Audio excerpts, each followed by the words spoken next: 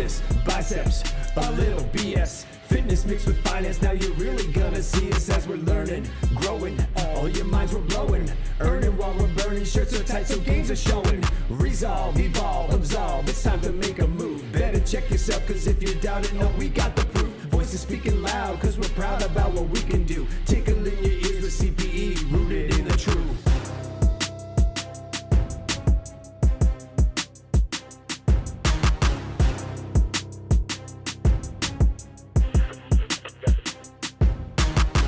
In the wildwood of accounting, we all know garbage data in means garbage data out.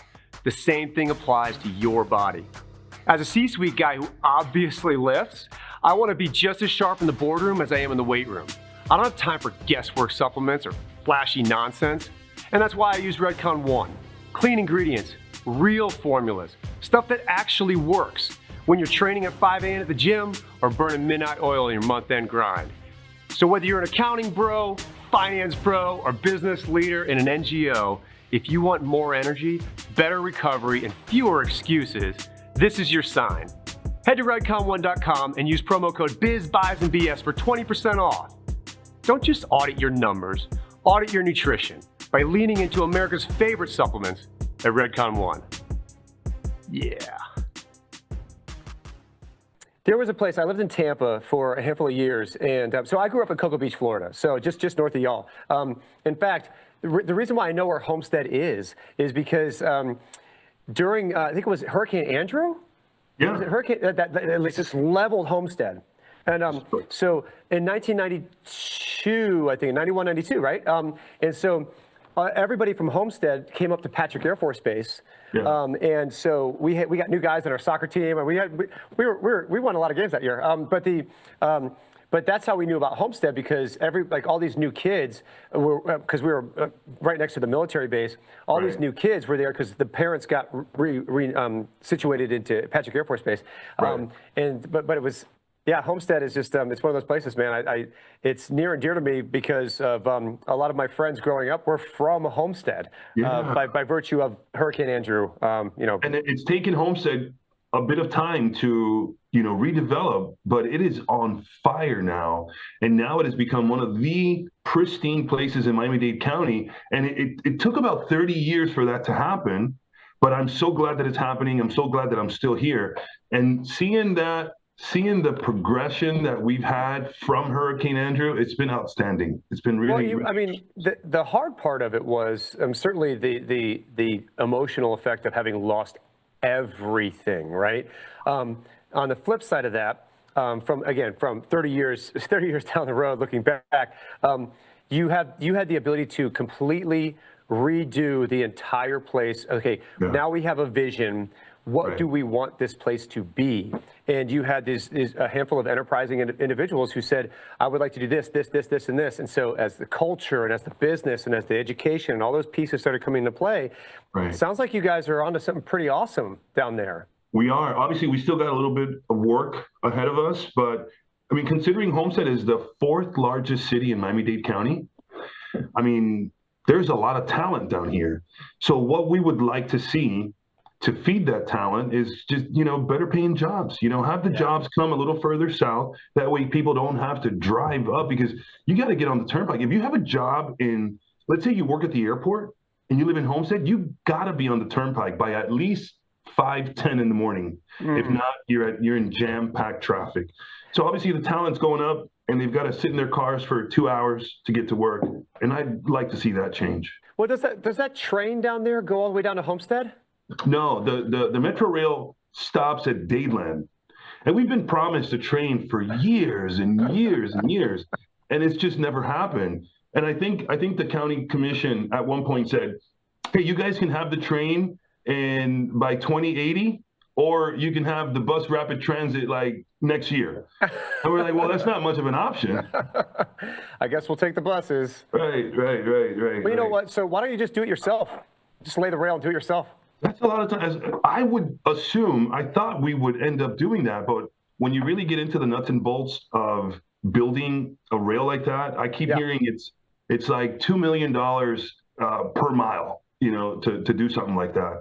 And when you start calculating and you start putting those numbers together, I don't know if it could privately be funded. But I do know that to get federal funds, you've got to have ridership. Ridership's got to be, it's got to be up for you to prove that there's a need for it. And that's why you've seen— That's a catch-22. Right. They want to make sure that there's going to be people that are going to get on the train. So if you've got increased ridership on the bus, and from Dadeland North, there's increased ridership, that's why they've inundated everything within half a mile of the rail and the busway. That's why you see all this new development, because they want to see increased ridership, and that's going to eventually bring, federal funds for the train. Oh, I see. Okay, that's interesting. You obviously know a lot about government. Well, we should probably tell people who you are, because you're waxing some really cool knowledge right now. Julio, is it Guzman? Yeah, Guzman. I say Guzman. Julio Guzman. Okay, who is Julio, and why are you important in South Florida? Well, Julio is a proud Dominican American who lives in Homestead, Florida. I played baseball. I'm very proud of playing baseball. I played football. I went to college in Tennessee. I went to Carson Newman University. Well, it was Carson Newman College back then, but it's Carson Newman University now. Played a little bit of ball with the Arizona Diamondbacks for a while. Came home, and just like one of those athletes where all you know how to do is hit a baseball. They're like, all right, what are you going to do now, right? So then, I know a lot of those guys. My family was in the restaurant business, and I said, hey, I've heard some really great things about this Quiznos restaurant. So I said, why don't we invest in Quiznos, right? So I said, it'll be the next best thing in Homestead. It'll be great. So we took some time and we invested in a Quiznos restaurant in Homestead, and it was a home run. There was lines out the door, because I'm always one of those guys that I go out and I look to see what things are working, in other parts of the country and other parts of the state. And I'm like, that can work in my town. So we bring it down here. It's a huge success. So much that we were able to open a second store on the other part of town. So it's going great. Then all of a sudden, you start seeing those Quiznos commercials that look like little rodents, and they started doing some really bad marketing stuff, right? Oh, no. Then Quiznos does a deal with Coca-Cola, and Coca-Cola says, Quiznos doesn't do the deal. Okay. Coke does a deal with Subway, because Subway started seeing that there was an increased market share. They were growing too fast. Quiznos was growing too fast. So they said, listen, if you buy our product, we'll buy you ovens. So it was an even swap. Right. And that was the only differentiator from Quiznos to Subway. So when Subway got ovens and started toasting their subs, Quiznos just went downhill very quick. And we eventually had to get out of that business. And I said, okay, what's the next best thing? I got into real estate. Okay. So I've been doing real estate since 2005. I've been able to build a really good team of some really great agents down here. I'm with Avanti Way Realty in Homestead. They've got many branches throughout the state of Florida. And the main hat that I wear is a real estate broker, and I help establish careers for new agents. And throughout that process, I started having some success in real estate. There was an opportunity to become a council member, to be appointed as a council member. I said, I've been here a long time. I know what's going on. I'd like to see some changes in our community. And I was appointed to Homestead City Council. So that was a really big crash course on government. It's like, hey, you better go learn Robert's Rules of Order. So I got into government in 2019. Did my first stint there. Then I was elected. I became Vice Mayor of the city of Homestead. And now, hopefully soon, I'll be Mayor of Homestead. Wow. In the next election. So when you say, so Vice Mayor is an actual seat you get elected to? Yes. Yes. Okay, because my term, so when I was in Rome, Georgia had commissioners, and they would rotate who was the mayor. Like it was like a rotating mayor seat, which was strange to me. But again, I don't know a lot about city government. But you don't rise from vice mayor to mayor. You have to be elected to that position. Right. And in Homestead, the way it works is during an election, whoever gets the highest number of votes becomes the vice mayor for that election. And in the past, you had to be elected, so you've got to be on the ballot for vice mayor. Okay. Now it's working where, the highest number of votes, if there are 2 or 3 people that are also going for that position, the highest number of votes is the one who's going to get that position. Okay. So you've been vice mayor for how long? I was vice mayor for 2 years. Okay. And I'm not in elected office at the moment. Right. Okay. So I'm a real estate broker of Homestead at the moment, but I will be running for mayor in the next election, which is November 2027. So what's your campaign slogan? Our children, our future. That's the slogan. So we want to make sure that our children are good, our community is good, and our future is great. There was a woman who wrote a really popular song way back when about our children and our future. I think Whitney wouldn't mind if you used it. Every now and then we gotta, take things that work, right? They call it like cultural assimilation, but it's like in America now, it's kind of like it's just the melting pot. It's like what is yours is mine is yours. Let's just go ahead. Let's get out of this whole territorial thing, and let's just share. Let's keep sharing. No, I'm really excited to have you on the show because you and I we have a mutual friend in Keith Walker, and Keith, he and I met through a very different circumstance. It was actually because our wives. So I work with the Bananas. We were down there in Miami for one of the games or the shows down there, and so we were down there. My wife's like, "Hey, we should go to dinner with my friend and her husband," and I was like, dude, are you serious? Another one? Because you never know how this is going to go, right? You're like, is he going to be cool? Is he going to be a good guy? Please don't be a tool. So anyway, and apparently he was saying the same thing to his wife. It's like, are you serious? It's like, no, you're really going to like him. It's going to be great. Well, it was funny because about 3 minutes into, we sat down. It was like, hey, how are you? How are you? It was like sizing each other up. It's like, oh, the guy works out. Okay. So, we sit down. It was almost like the women weren't even at the table. It was like Keith and I just locked on each other. We started talking about music, started talking about personal finance, all these things that we had in common. Not obviously his music. He's been pretty far down the line on the music side. But I did live theater, so I have my jazz hands and my sparkle fingers. So I've got the entertainer in me. But where we really connected that night, as I was telling him, this is back in I think September, October timeframe. I was like, yeah, we're thinking about putting together a program for these athletes, these banana ball athletes, because they keep coming to me now. As a CFO, they'll come to me with a lot of their issues that we're having with payroll and this, that, and the other. But many times, just because I'll work out with them. I treat these guys like kind of like, I know this is very patronizing, but I treat them kind of like they're my sons, right? There's 160 guys that are around, and they all need. Their dads and their moms, they're not around. Grandpas, grandmothers, they're not around. And so when they have questions, they'll just come into my finance office because I make it very comfortable to come in, ask whatever question you want. I put my stuff aside. Hey, you're my focus. What's going on? And we started having conversations, and I started seeing a theme. And the theme was, hey, one, thank you for paying us what you pay us, but I have too much money. I don't know what to do with it. And so I started thinking, well, there's the personal financial education piece of this, but there's also what do you do with all this cash once you have it? Because these guys make very good money when you compare them against like minor league baseball. Minor league, I think they top out at like 35.8, 38.5. Sometimes they get those juxtaposed, and they get health care. The average banana ball player is making around $130,000 a year now. Oh, wow. Oh, yes. These guys are making some coin, and they deserve it. Don't get me wrong. They're entertainers. I mean, not only are they great athletes, but they are consummate entertainers. They are incredibly good with people. They're smilers. They know how to connect emotionally with the fans, which is everything that we want to do from a government standpoint, from a client standpoint, from a real estate standpoint, that emotional attachment, right? They're experts at this stuff. And so certainly, yeah, we should pay them for what they're worth. And but what it does is the backlash to that, if you could say this is a negative, is that they have too much money.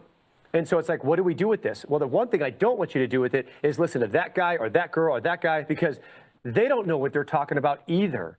So I brought this up to leadership, and I said, "Hey, listen, I really would like to do this program, and I just happen to run into this program called Color Accounting. It's a very hands-on physical product. It's literally the best thing I've ever seen to teach financial education." And I said, "I'd like to marry that in, and we've developed this program. We've piloted it. We're already ready to go." They said, "Green light, go for it." So we did it. And I'm kind of talking about this, like, before this is happening, we're having this conversation with Keith at dinner. I was like, yeah, I'm kind of, this is what I want to do. I want to help these guys make better decisions. Like that's where I live in right. like the professional world, to help young professionals make better decisions. And it just so happens that I'm in the financial track, so make better financial decisions, right? Correct. Because that permeates literally everything that we do. Yeah.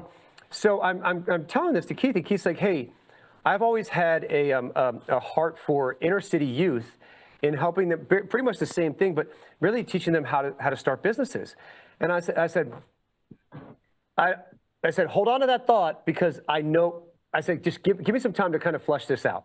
So January rolls around, January 15th, 16th. We do this program with the Bananas. It was amazing. 150 guys, 20 coaches. Right. They crushed it.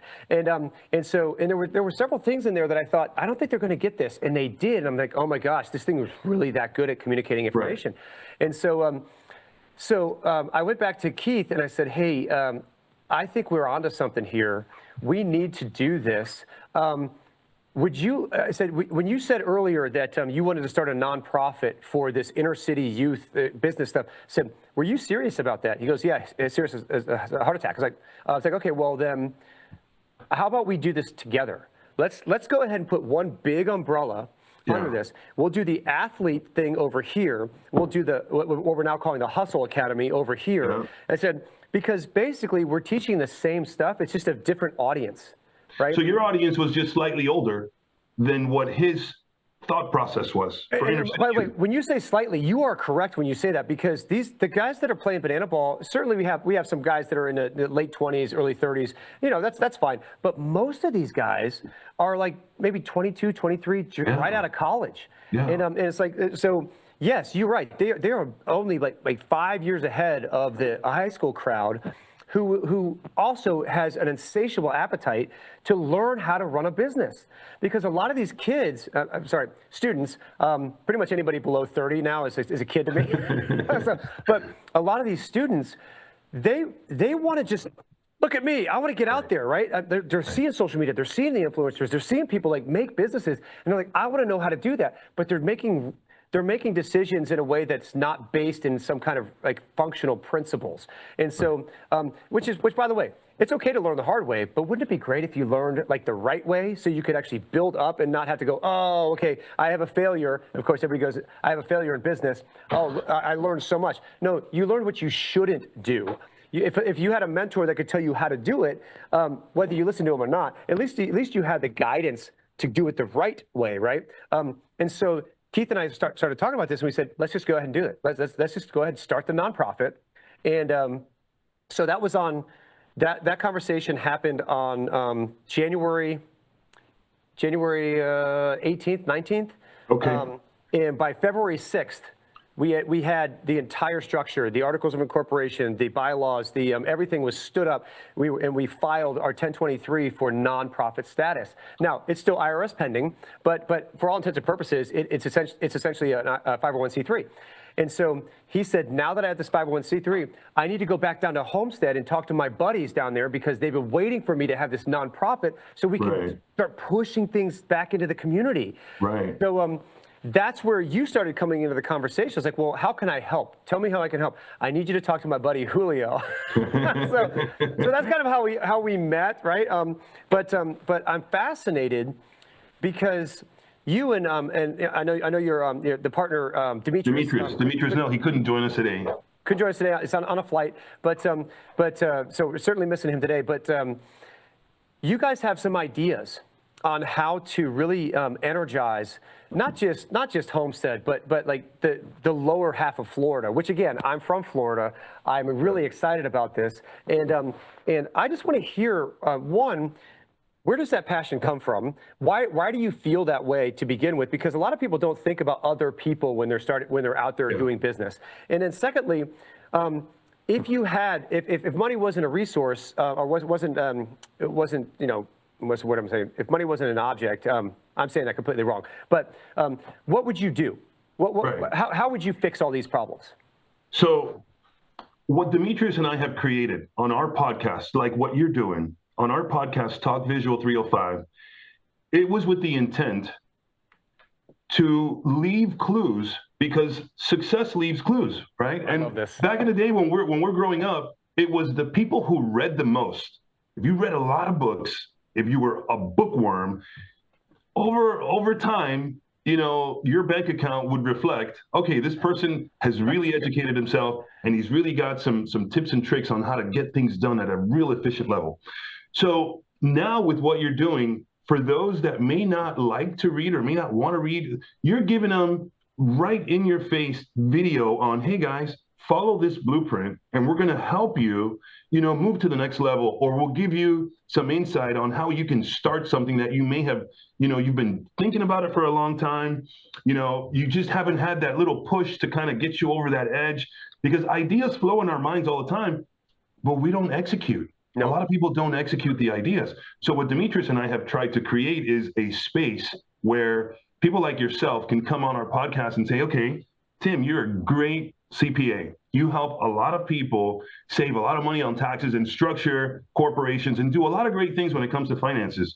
So we want you, it's almost like you're paying for the person who does it the best, and we have him here and he's just giving you this information without a need to get paid. We just want to help. We just want to give information. So that's the whole process, and that's the whole thought process behind what we've created with Talk Visual 305. So we have people come on, and in various industries, it could be insurance, it could be, CPA, it could be home buying, it could be multi-family, investing, whatever the topic is. And sometimes we dabble in government too, but it's really to give people inspiration to get off their ass, get off your butt, go do something. And if you don't have, that group of people, like-minded people, hey, come look for us. Come on Dr. Tim Naddy's show. Come on Talk Visual 305, and you're going to get that push that is surrounded by like-minded people. So I was talking to some of the youth program presidents down here in Homestead. And these are, people that are coaching 4-year-olds, 5-year-olds, all the way through, 14-year-olds. And they're saying we would really... When you say coaching, this is in sports? Yeah, sports, like baseball, like youth baseball leagues, They would say, man, we're really looking for someone that can come teach and come give financial education to the youth, because these kids, they go to McDonald's, they don't know what their change is, they have no idea. So there is education for all levels, starting from Little League all the way through becoming a professional, as you have mentioned here earlier on the show. So I think what you guys have created is not only is it a value add, but it's a necessity right now, because a lot of people don't understand what to do with their money. And once they got money, they don't know how to keep it. Yes. That's where the whole legacy things comes in, because we were trying to figure out, like, what are we truly trying to accomplish here? Is it just the education? No, it's got to be more. Because once you give people education, now you have to give them access to resources so that they can put that education to work, right? Giving them, you can give them a fish, or you can teach them how to fish, right? And then, but we take it one step further and we say, okay, well, if we're let's boil it down to like the way we do the athlete stuff. So for the first one is the finance of you, the next one is the business of you, and the third one is the future of you. And the idea being in the finance of you is, what do you understand about cash flow? I know that you have a bank account, I know you have a car payment, I know you have rent, things like that, but that's kind of how you live in the finance world of your paycheck comes in, where does it get dispersed, right? But what we found is that as we started having these conversations with athletes specifically, we found that a lot of these guys and gals, they were saving money to eventually start a business, because they know, even though they never want to talk about it, they know that at some point they're going to have to hang up the cleats. And when they hang up the cleats, what's next? Do I go work for Enterprise? I don't know. Do I work at an insurance company? I mean, a lot of them end up there because they have name recognition. They can at least get their feet in the door. But the thought is like, well, what do I do next? So what we talk about at Legacy Forge is that you're moving from one competitive arena to the next competitive arena, because whether you're on the field of play or you're in a boardroom, a locker room, what have you, you still are that same competitive person, and you still have all of these juices. I want to win. I want to go. And you know how to work with a team. You know all this stuff. So it's not that you just leave all that stuff behind because you're not on the pitch anymore, or you're not on the parquet floor anymore. You take that with you. The question is that when you take that with you, are you prepared to take that next step into that next competitive arena, whether that is a business, whether it's a nonprofit, whether it's whether you're volunteering, what is it? But I'll tell you this, is that they don't have the pitching coach there. They don't have the hitting coach. That's right. They don't have the gym, the person that's going to help you with your workouts. They don't have any of that stuff, even though they've got all those juices flowing in them, and it's a very competitive state that they remain in. It's hard for them to say, okay, what do I do with all this energy? I don't know how to deploy this. I don't know how to do it. And then you're creating a team of people that say, hey, listen, from the ball field, all of that support you had there, here, we're going to give you that support in the business world. And we're going to help you navigate through all of these questions that you may have, not only for you, but for your family, and how you're going to build generational wealth. And that's the key. So it goes back to that, well, what is the word we're looking for here? It's like what we're trying to do is we're trying to build a legacy. And what a lot of people think is that, well, legacy, that just means, in the finance world, they think, oh, that's just wealth. It's like, no, you don't understand. Your legacy is more than just your bank account. It's how have you affected the community? How do people remember you from like a personal standpoint, your behavioral standpoint? Like, were you that grumpy guy that always like, hey, get off my lawn? Or were you the guy that always like, anytime anything happened, you were willing to help, right? That is your legacy. Certainly money has something to do with it, but it doesn't, it's not really the main driver. However, on this side of heaven, in order for us to get along, we have to have money. That's just the way it is, unless we go back to bartering chickens. And I don't have a lot of chickens, so it's I'd rather work with the dead presidents. So so if that's the case, then we have to teach people how to use that money in a way that it gives them confidence, but also it allows them to, like you said, take care of themselves, take care of their families, take care of their communities. Because at the end of the day, it's about what's your impression. And I know people want to get real big and they want to be global superstars. At the end of the day, really though, is like, who are you for the 2 to 5 to 15,000 people in the 10-mile radius around you? Were you impactful? Did you change lives because you poured yourself into somebody as opposed to just taking? And I think that that's something that can be taught. But usually it's the financial component that people need to get over first, and then they go, oh, okay, now I feel a little bit more confident. I've got some money in the bank. I feel good. Not that that's the end-all, be-all of security blankets, but it does allow you at least a little bit of freedom to say, I think I'm going to try this now. I think I'm going to try this, and kind of find your niche, right? And that's where that's why I love where you guys are coming from, you and Demetrius, is that you guys know, by having conversations with your communities, that, hey, this guy right here in about 3 years, he's going to be a superstar. We should probably put some resources around him so he doesn't get caught up in this. Or this young woman right here, man, she's going places. What can we do to help her get to where she wants to go? What kind of access to resources does she need? And by doing that, you are not only bettering them in their trajectories, but when they get up to where they are, you know who they're going to remember? They're going to remember you. And they're going to turn around to the community that you are from, that you help build them up. And they're going to hopefully come back and pour that same type of energy into the communities that raise them. This is why I love these kind of conversations. You know, you're a very successful person, right? But I guarantee you, if I asked you, hey, have you ever had some setbacks in life? Have you ever had adversity? You'd say, I have red hair. Or I used to have red hair. It's not red anymore. But I'll tell you what, Copper Top was my name in school. So yeah, please continue.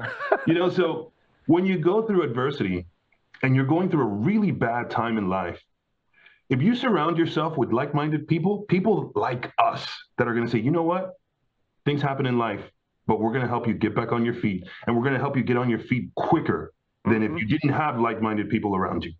right? So now you've got a group of people that are saying, hey, man, let's go. Life happens. Not everybody who's successful, they never had any issues in life. No, we all have issues. Just be around people that are going to lift you up. And once you're around people like that, all of a sudden, the creative ideas and creative juices start to flow. Yes. And all of a sudden, you start to regain that confidence again. Because most of the time, people don't do certain things that they're thinking about because of fear. They're just afraid. What are people going to think? What happens if I fail and I fall flat on my face again? How is that going to look to my peers? Who cares? Who cares? Who cares? You just got to get up and you got to do it. So we want to try, because as a real estate broker, you and I have gone through our professions so that we're striving for expert level profession, right? And I think in life, we're always learning. So it's hard to say, hey, you know what, I'm an expert at this, but I'm damn near close to being an expert real estate broker, right? So we could do our own thing and be very successful, but something inside me fills up when I pour into someone else. Yes. When I pour into someone else, and this brand new person that just went out and got a license, now they said, okay, now I got to go find a broker that's going to help me navigate and help me establish a career in real estate. Because realtors usually, this is a second, third thought career. They don't go through college saying, oh, I can't wait to be a realtor. You know what I mean? So you're usually getting someone that's come off of some other career, some other industry, and they're like, hey, I heard that you can make some pretty good money as a real estate agent, but they have no clue of what it takes, the day-to-day activities that it takes to be a great realtor, and how you can help people buy, sell, rent their properties. So instead of me saying, you know what, I can do this myself and be extremely great, because at one point, that's what happened. And I got to a point where I said, now I can help others. And if you help enough people get what they want, you will have plenty of what you want. Right? So I'm a firm believer in that when it comes down to, if you wear your passion on your sleeve and you pour your passion out to other people, you don't have to worry about money. Yeah. You don't have to go to work to make money. You're going to go to work because you just love what you do, and people, it's going to be very evident that you love what you do, and people are going to coalesce around you. They just want, it's like, whatever. What is that guy? I don't know what it is, but I just want whatever he has. And so, and as you start growing that impact, the money's going to come. Right. So, but sometimes it takes a little bit longer. I'm sure people get a little frustrated. You might have to have a side hustle or a little job over here in order to make ends meet while you're building up your dream. But your dream is happening, and so it's good for people to know that that there are people out there that are trying to get this accomplished, and that it's open to pretty much anybody, as long as we can get out of our own way, like you said, move the fear aside and just start trudging forward. I think that's the hardest part for a lot of people. And so this is where, when Keith and I started looking at the, just what can we do from a financial standpoint, is we need to provide them with the education. But our job is not to consult them or to give them financial advisory and what have you. And again, I'll give you a real example of this, is that, as a CPA, can I sign a tax return? Yes. Am I good at taxes? No, I'm not. So if someone comes and asks me for tax advice, I was like, I'd give them like the wave tips, but if you want some deep stuff, you have to go talk to an actual tax practitioner. And I'm just not qualified. Yes, I have a CPA license. That doesn't mean I'm good at taxes, right? So, but same thing is like advisory. Well, hey, Naddy, what should I do with my 401k? What should I do in IRA? I was like, hey, listen, guys, I'll tell you what I would do, but I don't study that day in and day out. Please let me get you to a certified financial advisor who knows how to do this, a broker. Let me get you to a lawyer who knows how to do these types of things. And then all of a sudden, I'm opening up my network to someone who doesn't have one. And now they're building their network. The professionals around me are building up their client lists. And now everybody, it's like it just moves. Everybody wins when you start. I know this. This is actually funny. There's a quote that is actually I think it's given to I think Roosevelt, but it's kind of funny to credit something on this one. It's like it's amazing what can be accomplished when no one gets any credit. I know I butchered that, but the whole point is that if you don't care about, if it's not about me, It's just about, hey, you, and you, I want to make you better. And you're not saying what's in it for me. Can you imagine what it would be like if everybody actually treated other people like that? Oh my God, we live in such a different world. But to see, the thing is, just as much as you would be helping others lift them up, they would be doing the same for you. Right. And I know a lot of us in these positions we're the masters of downplaying this, where if we are very good at helping other people. Yeah. But when anybody tries to help us, we're like, no, I got it. You know, you know exactly. I'll go research. I'll go do my own research. I know what you mean. I don't need a handout. So, but many times, you know, there's once in a while we do need help, right? So even the people that look like they have it all together, they also have people in their circles who are helping them through the doors, helping them climb that mountain, what have you. So it's not a humility versus hubris thing. It's just a recognition of your skill set can only be so refined. In, like you said, you're almost an expert in this area. If you were to stray just a little bit to the side, you'd probably be like, you know what? I know where you want to go. That's not my niche, but I do have a buddy who is really good at this, and let me make an introduction to you. Right. And also, people, you know, when you want to do more in your community, right? People will say, Julio, what's your blueprint? And I've joined just about every civic organization available in the city of Homestead, right? I've been a part of all of them. But the question that I get a lot is, oh, well, who's in that group and who can I sell to? No. That's the wrong approach.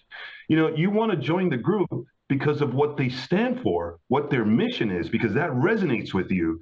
And then when you come with the notion you want to give, you don't want to take anything, that's when those relationships become real. And all of a sudden, just indirectly, you're going to sell whatever it is that you sell. You know, if you're a real estate agent, you're going to sell more real estate. If you're an insurance broker, you're going to sell more insurance, whatever it is that you do.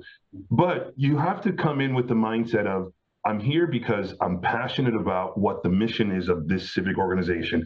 And through that, and through doing this humanitarian work, I am going to indirectly, you know, get business from this somewhere later down the line. So I tell people, don't come thinking you're going to sell something to somebody. And before you know it, your network just expands, because we're in a network business. You know, I want to know people that I can pick up my phone and say, you know what? Call Dr. Naddy. He can help you in this field. Call him, just like you were saying a minute ago. You've got a buddy, a friend, and that's what helps bridge these gaps, and that helps you become a problem solver. Yeah, which we all want to be. I mean, people who are living like this, that becomes our mantra.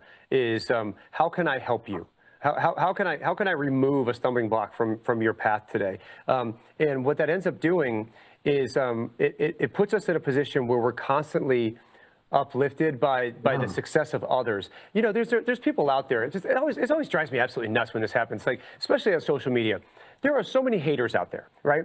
And it's like, oh, you shouldn't do that. They try to drive you down to like the lowest common denominator, when really what you need, like, and you mentioned it earlier, if you surround yourself with people who are uplifting, you yourself will be uplifted, and you will turn around and uplift others, right?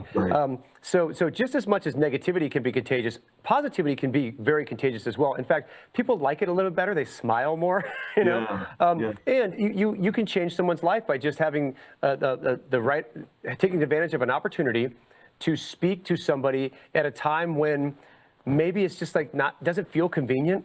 A rental car place, you know. Hey, how's your day going? And they look up and they go, huh? So how are you doing? I think, are you having a good day? And they're like, what's going on? Like, am I being punked? It's like, no, I'm actually asking you, individual, who probably gets overlooked all day long because you're providing the service that I need. How are you doing? Yeah. And that one little interaction, they may take away from that and go, that was amazing. And they turn around to one of their colleagues and they do the same thing, and it just goes boom, boom, boom, boom, boom, like dominoes, right? Now all of a sudden you've impacted only one person through one 20, 15, 5-minute conversation, and it's like paying it forward. Everybody's doing that. We would live in such a different world if people did that, right? It's not difficult to do. You just got to be, you got to be in the present, you know, get off your phones, you know, look people in the eyes. And we're living in such a social media podcast driven world, right? And you don't necessarily need to have all this production stuff. I just like the conversation. I like the conversation that you're having because it resonates with what I'm going through in life. I don't want all this scripted stuff, which I love the fact that you're like, let's just talk. Let's just talk. I don't want anything scripted. And that's what people want to hear. I want to hear real conversations from people, and I want to learn something. I want the content to say, boom, I learned one thing from listening to Dr. Naddy and Julio. So this is what content really is.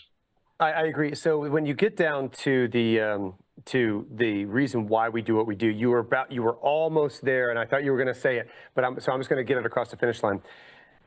It's that moment when someone has asked you a question, they're confused, you can see it in their face, but then all of a sudden you see that shift in their eyes, and they sit up a little taller, they raise their chin and like, I get it. Yeah. And then you, as the now mentor / teacher / professor, whoever you are in that context, that warms your heart. You know, all of a sudden you're like, yes, I got them. This is going to be great. They're going to be amazing, and they're going to go off and do great things. But it's those little moments that I think people like ourselves, these are the moments that we live for. And that is where, when we talk about legacy, that is what a legacy should be. Is how many people can I impact with the expertise and the knowledge and the background and the experience and the resources that I have? How can I impact others? Because if I can do that, hopefully they will look at that and go, hey, you know, I knew this one guy that helped me out. I'm going to do the same thing for you. And then it just goes boom, boom, boom. People just turn around and pay it forward. You know? And when they reciprocate the energy, oh my God, it gets us even more fired up. Right. About pouring more into that person, you know?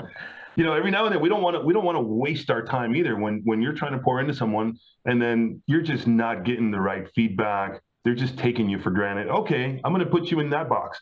Yeah. But when I get good energy and I'm getting reciprocated, the same energy that I'm given, oh man, you've got 1,000% from me.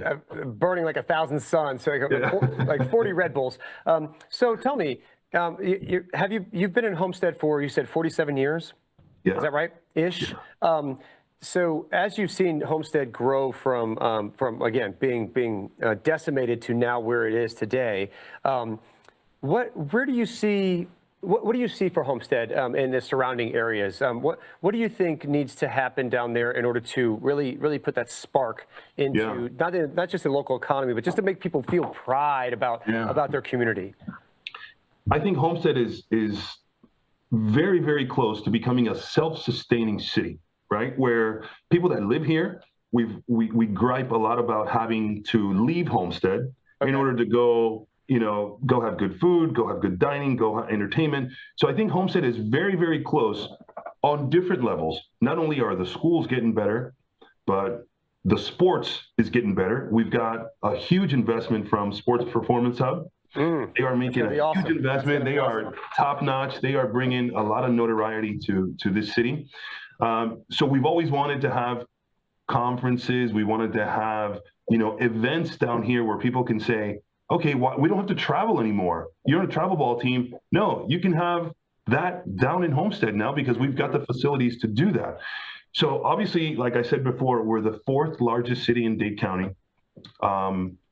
We want to have better paying jobs.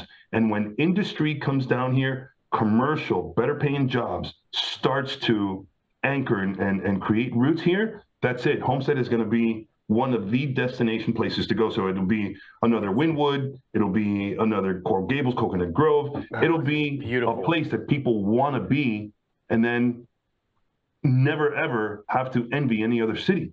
So that's where I think Homestead, they're right at the cusp of making that happen.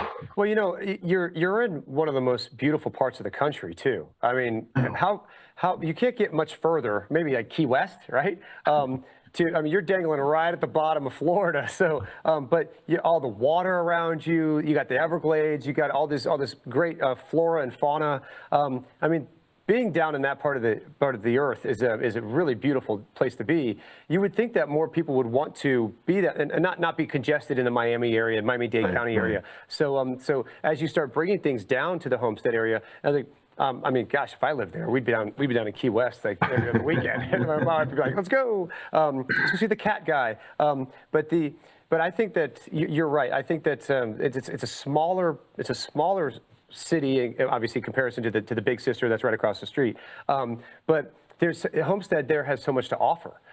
It's a beautiful climate. Yeah, it does get hot, right? You're hot all the time. We get one or 2 days of cold weather, and we're bringing out scarves. Oh my gosh! We're getting gloves on, everything. But no, I really appreciate what you're doing there because it's just why not? Why can't we infuse that kind of energy and that kind of electricity down there in that the farthest down in Florida you can go before you start hitting islands? That should be a destination, right? You know, when people. They would call it the gateway to the Keys, right? But if you're driving, you're just driving right over Homestead, and you're going to the Keys. But you know, Homestead's got some pretty iconic places. You know, Robert is here. They've got Nosberry Farm. They've got Coral Castle. You know, you've got the Homestead Miami Speedway.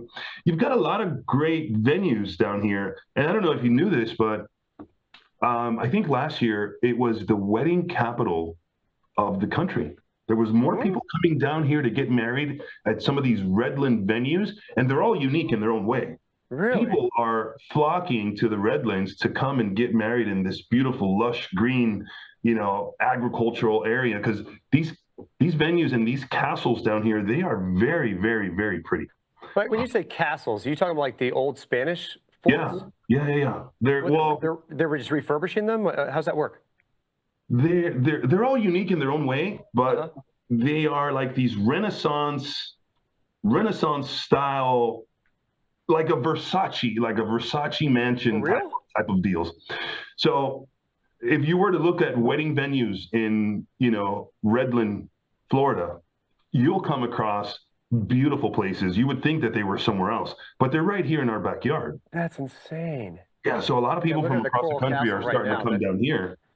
And they'll stay on the grounds with their entire families and their entire court, and you know, they get married, they have a great time down here. But we just got to let more people know that this exists here, you know, because it is a beautiful place. I mean, you can do just about anything in the water down here as well. So tell me more about the Sports Performance Hub. Is that right? SPH?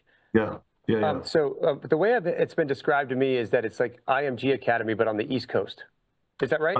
It's similar, and they've gotten so much attention and other investors that are starting to invest that they are going to have their facilities done probably a year in advance. Wow. You know, this is I think 2 to 3 year project. I think they'll be up and running in a year and a half, max maybe 2 years. It's a 10,000 square foot stadium with a hotel. It's got soccer, obviously it's catering to the soccer community, but it's got baseball, it's got pickleball, it's got just about every sport you can think of. So we are rebranding the name of the sports complex to Homestead Regional Park. And it has that much of an impact on this area.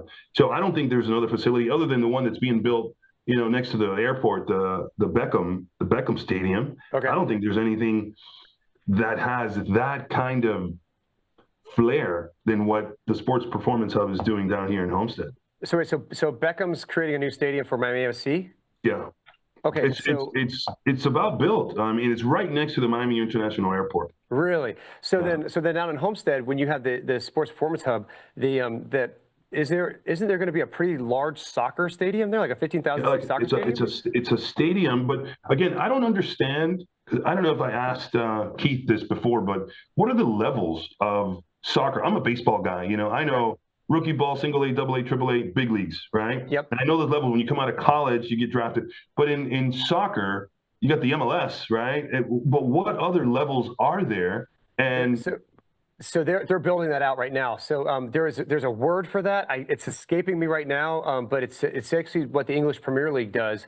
That that they have the basically the levels in, just like baseball, just like you would have a G League for basketball. So but yes, there is. Oh gosh, there is a. So I don't know if this is on the same level as the Beckham Stadium or just one level below, but the way they are creating this stadium, this is a ticketed event. It's gonna be a big spectacle when they have games. Awesome. That is so awesome. No, I'm super excited about that kind of stuff, just because I love being able to pull people to places that aren't necessarily like everybody knows about Miami, right? Everybody says, oh, it's LA, it's New York, it's Miami, right? Those are the big three when you think about all these things. Yeah, of course, people like Chicagoans are like, what about Chicago? It's like, get out of here, Chicago. It's LA, New York, and Miami. Okay, when you're able to pull focus over to a smaller place but now it has all of these new things that people can enjoy, it really does turn on a community, and that's why I'm super excited about where this is going. The personal nature of it is that I think what's missing out of this, our listeners, and we'll put something in the show notes about the Sports Performance Hub, but this is a boarding school. Yeah. This is a school where people are going to come and learn their craft, which is in athletics, like whether it be soccer, baseball, football, whatever it is they're teaching, volleyball. But also they're going to school there, right. And so 6 hours a day they're training, 3 hours a day they're in school, things like that. So I'm super excited about this kind of makeup, because I have an accounting and finance curriculum that I want to help all these kids learn how to make businesses, right? I want to teach them the accounting and finance stuff. Right. So no, it's super fun. And I'm sure they need people like you to be involved. I would love to be involved. Those gaps. Well, the other thing too is that as we start growing this thing out, and I mean the guys that are putting this together, the list that's on the bottom of that website, they are the members of, like, you got Martin Gramatica, you got Silva, you've got pick a sport, and you have some titan in the sport is involved in this, right? I think Manny Ginobili is him too. So when you start looking around, you're saying, well, these guys are investing in this area. What is it about this area? It's like, I don't know. We should probably go take a look at Homestead. And now people are like, oh, this place is pretty cool. It's kind of quaint. I like it. So it attracts a lot of people, right? Yeah. And that's what we've always wanted. We wanted that, hopefully we were thinking about it be that one thing. This might be it, but Homestead has made progress. Once we hit that 30-year mark, I don't know, something happened. God shined his light on us and said, okay, you guys have waited enough time, so we're going to get you out of this rut that you've been in. So it's a really exciting time, especially having Sports Performance Hub come down here. But what you're talking about in terms of helping people with finance, I don't know if you know, but I'm also part of the Omega Psi Phi Fraternity Incorporated. Hey, there we go. You guys are awesome.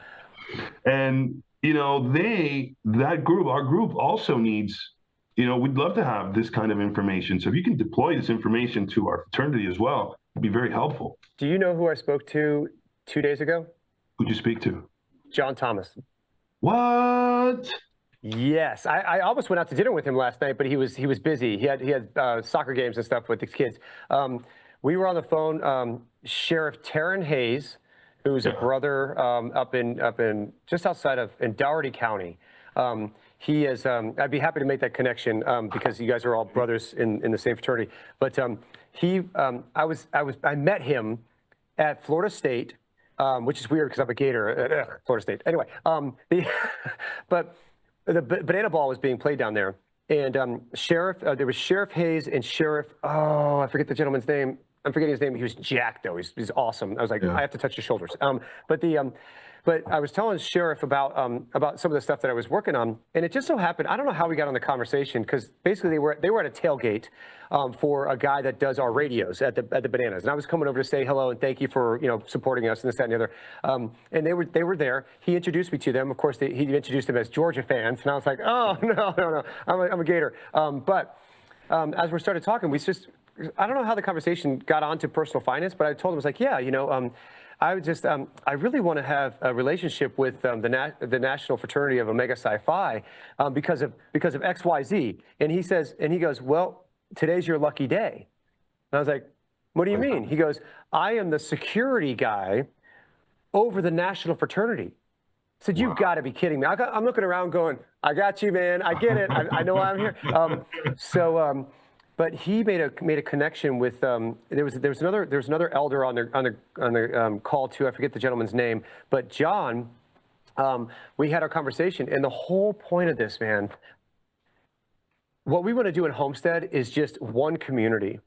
That it needs to be spread over the entire United States, because I know it's in Keith's heart, I know it's in your heart, it's also in mine, is that how can we teach emerging leaders how to become something greater and really own that their success, and it's all about the confidence. It has nothing to do with lower to middle income class, it's like where you are socioeconomically. It has everything to do with access. Right. The whole thing with the haves and the have-nots is just it's not about money. It's about who has access to resources and who doesn't. Right. So the question is, like, how do we open the doors to that access so that they too can have great expertise and great mentors and what have you. So I'm talking with Mr. Thomas about this, and I told him, I was like, listen, this is the idea. The idea is that Omega Psi Phi is probably one of the national fraternities.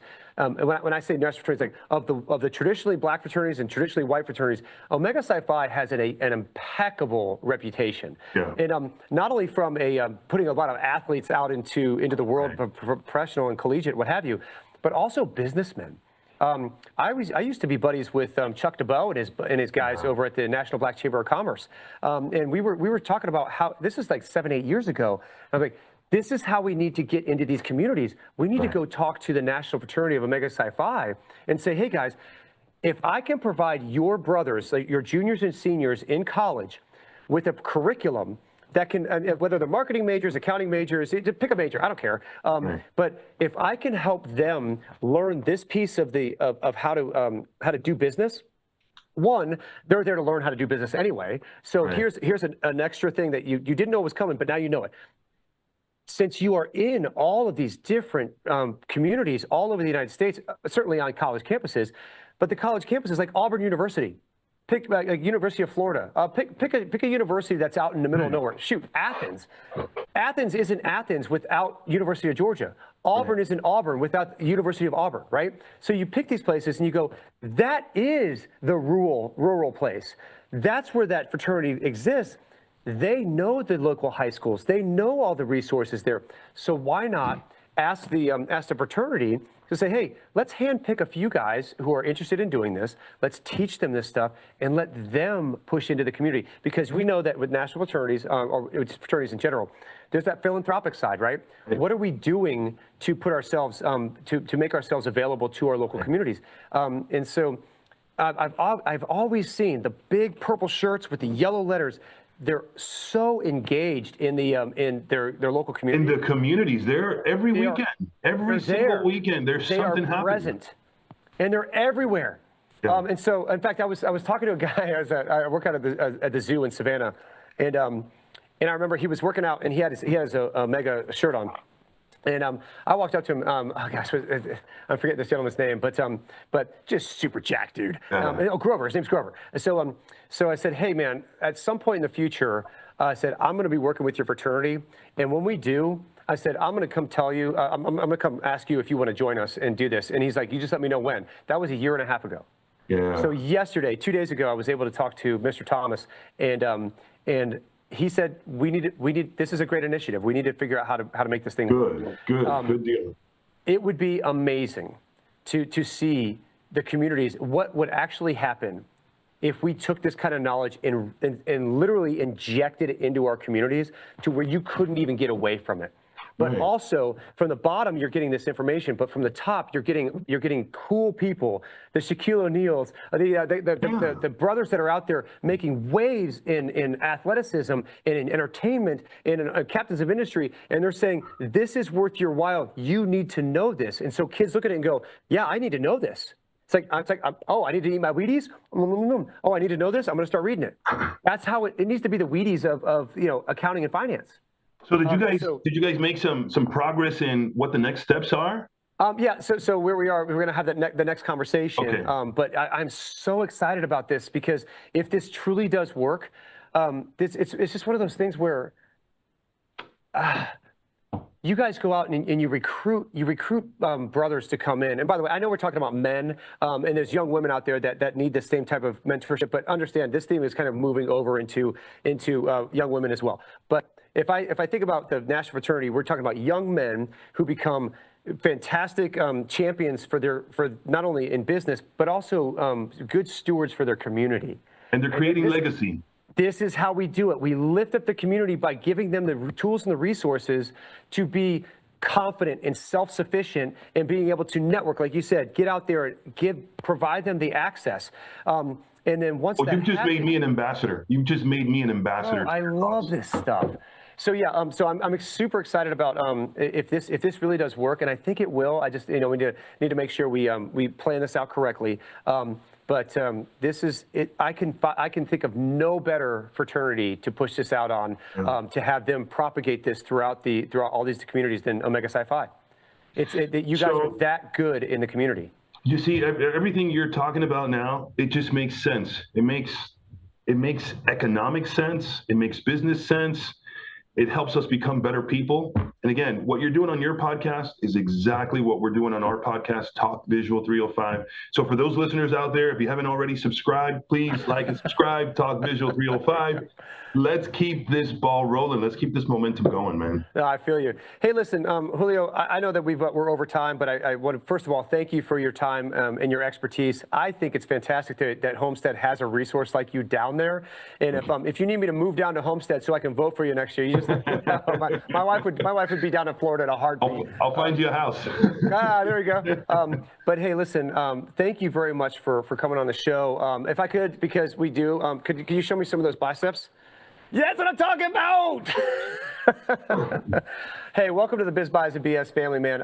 If you need anything in the future, you know how to contact me. But before we go, if they need to contact you for whether it be for real estate, for just general advice, or you just want to go have a beer, how do they contact you? The easiest way to contact me is on Instagram or TikTok. Just Julio Guzman Homestead. My stuff is going to come up. Julio Guzman Homestead. My handles will come up. Send me a DM, and I'll be happy to connect, and we'll make some things happen down here. Yeah, it's super exciting. Hey, listen, man, I really appreciate you being here, and I'm sure I'm going to catch you on the other side. Absolutely, man. Thanks for having me. It's been a pleasure. We'll talk very soon. Yes, sir. Take care, brother. See ya.